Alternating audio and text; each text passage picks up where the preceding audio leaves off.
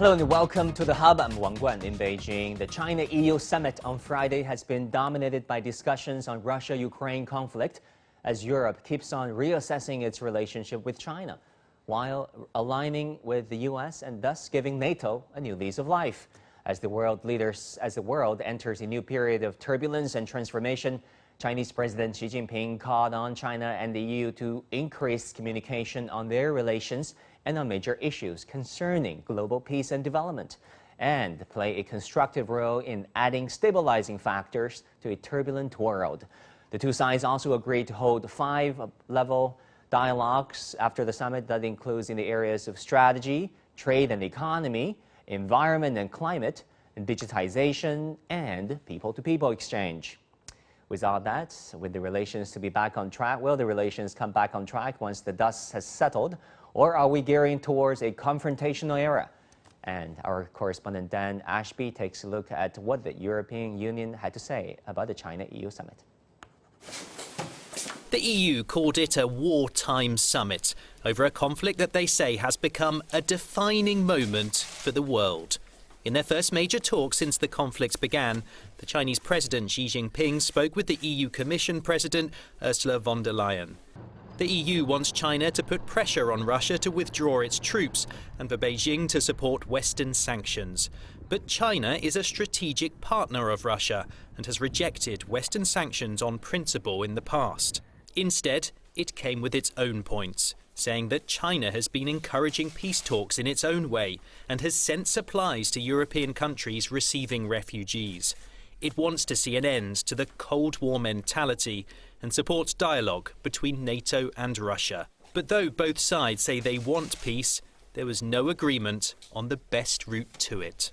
The only common ground was the gravity of the moment. It was clear that this is not only a defining moment for our continent, but it is also a defining moment for our relationship with the rest of the world. As expected, there were no agreements and no joint statement. But both the EU and China will be crucial in deciding what happens to Ukraine. Dan Ashby, CGTN, Brussels. Now for more views, I'm joined today from Rome, Italy by Michele Geraci, former Undersecretary of State at the Italian Ministry of Economic Development. Sir, welcome back to CGTN. I want to begin by asking you about a very interesting comment made by the Chinese president. President Xi Jinping said he hopes the EU can form its own perception of China and adopt an independent China policy. How do you foresee the EU countries responding to that Chinese appeal? It is an interesting appeal, and I think one that makes sense. However, the European Union cannot form an independent view independently from its relationship with the United States. Europe is part of the NATO alliance, and even individual countries do not really have as much freedom as maybe is perceived to act independently.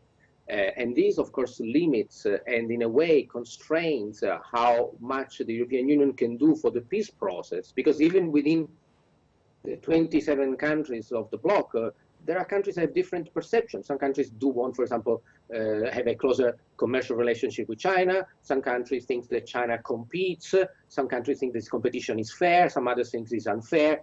We have the case of Lithuania. We have the case of Germany that is, of course, very interested in the investment it has in China. So even the EU itself cannot form a unified policy towards China just because of these internal differences. And so the message to the Chinese audience is do listen to what Ms. von der Leyen says, but do not attach too much importance, because what she says is the synthesis of an average.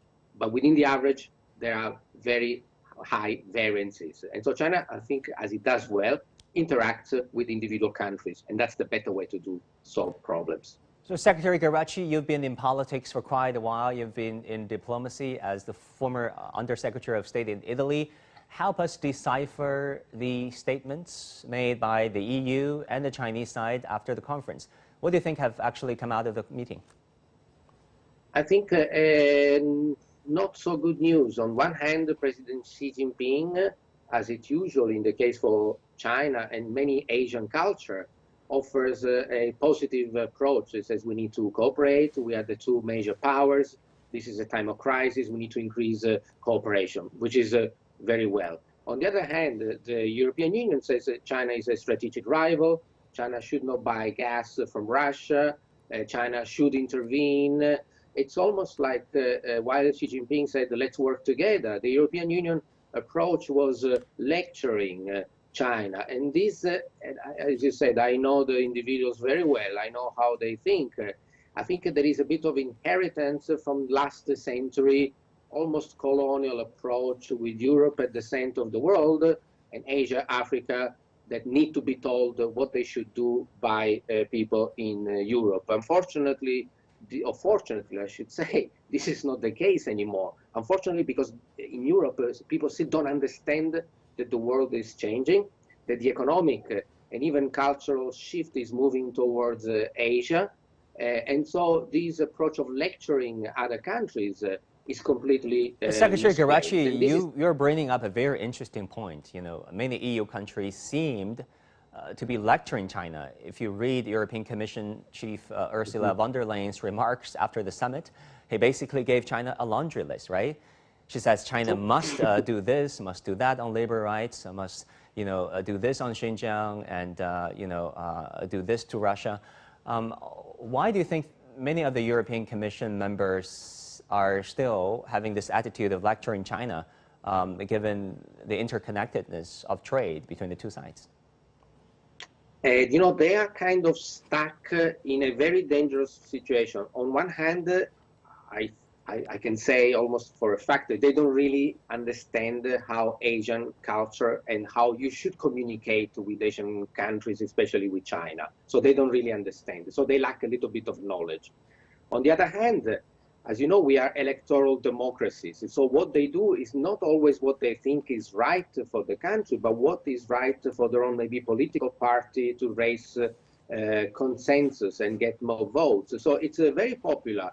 If you depict a foreign country as an enemy, as a monster, and you say, we need to fight this monster, then it is easy for those politicians to be the hero that defeats the monster. So part of their job, in a way, is to create, sometimes artificially, a monster, even if the monster does not exist, so they can be perceived as the savior, and they get popular consensus and support. Because the longevity of people in government depends not on what they do, but on what do people think they are doing. So there is a game of reality and perception, and they are stuck in this very dangerous situation that does not do good to our own economies, our own society, and this is the job I'm trying to push, to get people to understand better what happens outside this 9% of the world population. Thank you for those insights. I want to bring in Professor Wang Yiwei, Jean Monnet Chair Professor at the Department of European Studies at Renmin University. Professor Wang, thank you for doing this. Thank you for joining us on CGTN. What do you think have come out of the summit between China and the EU? It has been a long time since the two sides met the last time around via video link. I think the summit is quite successful because under the current turbulent world, two major players in the world politics as two driving forces for the world peace, and also two huge markets, whether innovation or I think it's a very dynamic, and also two major civilizations to make sure the world towards the progress, not back to the empire period or the repeated neutrality of the Cold War. So I think that China and the EU are the two major certain powers, like the European Union on the base of all the multi-layer of the legal governance, and China is also under the socialism with the Chinese characteristics and under strong leadership of the Communist Party. It's a very certain. So two certain players to make sure the world to get out from the turbulence to make a certain future. So let's talk about Ukraine. On what issues and areas do you think the interests of China and the EU align? And what are some of those areas that the two sides do not necessarily see eye to eye with each other?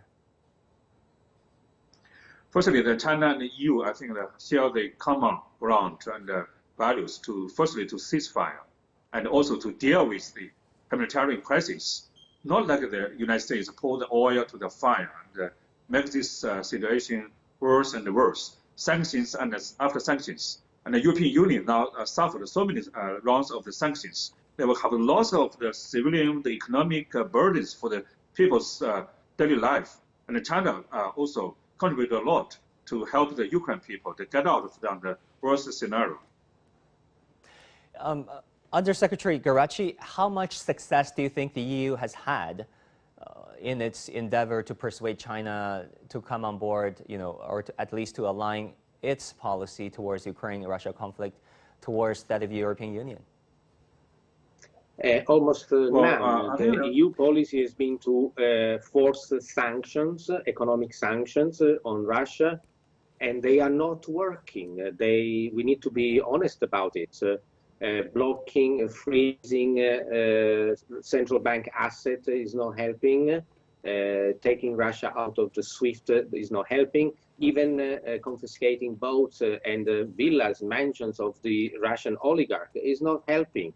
We had sanctions on Cuba for 60 years, and Fidel Castro was in power for the whole time. We have sanctions on Iran for 20 years. Sanctions do not work, and they are not working now. So, with the EU pushing China to put sanctions is not working for China, and I think it's a good thing because China must remain neutral. Only when China is neutral, it can act as a mediator. You cannot mediate between President Putin and President Zelensky if you are perceived to be taking one or the other side. You need to be 100% in the middle, and I think the EU makes a big mistake to force China to take side, because the moment China takes side, the EU loses an allies that can actually help contribute to breach and break the peace. So I think if I was the President von der Leyen, I would actually tell China to remain neutral and to work underground, not visible, and try to broker this peace agreement. Yeah, but absolutely do not put sanctions. This is a very important question, that is the position of China towards the current conflict. Professor Wang Yiwei, you wrote extensively about this issue, and you sent some of those articles to me. I appreciated it.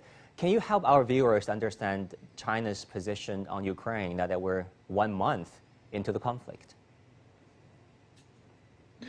I think that China's position is be misunderstood by the West. Firstly, they either join Russia or join the Western Bloc. So it's either or mentality. Actually, it's not. China's approach always the middle way. China's foreign policy is independent. China relations with Russia is a new type of great power relations. It's not an alliance. So it's not targeting any third party. I think that's very important. And also, most importantly, the Europeans now understand maybe this is a hope that China can mediate not just bilaterally Ukraine and Russia ceasefire, but also in the future of the European security architecture, even Eurasia security architecture is very important because China shares indivisible security like the Helsinki Spirit in 1975 and also sustainable and common security concept. Do you think China has somehow fine-tuned its policy as the war, the conflicts, the refugee crisis dragged on? Somehow, Beijing decided to maybe play a bigger and more proactive role? China is helping a lot to the Ukraine people for humanitarian assistance, and also China maybe in the future after the war for the rebuilding of the Ukraine. Because the Belt Road Initiative, even Ukraine also want to join, and even 17+1 for Ukraine also want to join. So I think China is the force for peace, our cultural and foreign policy, and its economic power. We hoped Ukraine can be the bridge to connect the East and the West, not be the barrel of the Cold War. Secretary Geraci, you've been in European politics for many, many years. Let's look at this looming energy crisis or energy war even. Which side stands to lose more? Well, if you are the fountain and someone else is thirsty, if you stop the water, the fountain doesn't die, but the people who are thirsty die. So we buy gas from Russia. Russia sells it to us. But the relative strength is in favor of Russia. Europe, without Russian gas, which is almost 35–40% of the total energy demand, will completely destroy the economies of certain European countries that rely on manufacturing, and manufacturing rely on competitiveness in foreign markets. And of course, the cost of energy can make it or break it, the competitiveness of those countries. On the other hand, Russia total exports of gas to Europe are only 2% of the overall economy. So if tomorrow President Putin stops the flow of gas, Russia could put at risk 2% of its GDP. By the way, they could also sell gas to Russia, or can do something else. But let's take a worst case scenario. Russia takes 2%, but our economy would take a -7% for many years, and we will probably destroy our competitiveness, not just in the short term, but structurally in the long term. And therefore, I'm very worried because the possible lack or stoppage of gas supply is a weapon in the hands of Russia. And again, the European Union does not understand, and it makes the mistake to even threaten Russia to stop the purchases of gas, which would be bad, without even having substitutes, because no other country in the world can supply to Europe the gas that Russia gives us. Right. Professor Wang Yiwei, finally, we have about 1 minute left. Let's talk about China-EU trade and economic relations. We're reminded once again that the bilateral investment treaty was still frozen by the European Parliament, and they have some, arguments for that. They say it's because of China's counter-sanctions targeting members of the European Parliament. What do you think? What's the prospect of China-EU trade and economic relations going forward? I think this summit make a progress in this regard to agree to restart of the China-EU human rights dialogue. So let the human rights not hijacked of the China and the EU working agenda. So I think that's very important to let the business do business. All righty, thank you, gentlemen. Thank you very much for joining us at this hour and sharing with us your insights. I do appreciate that. Come back again.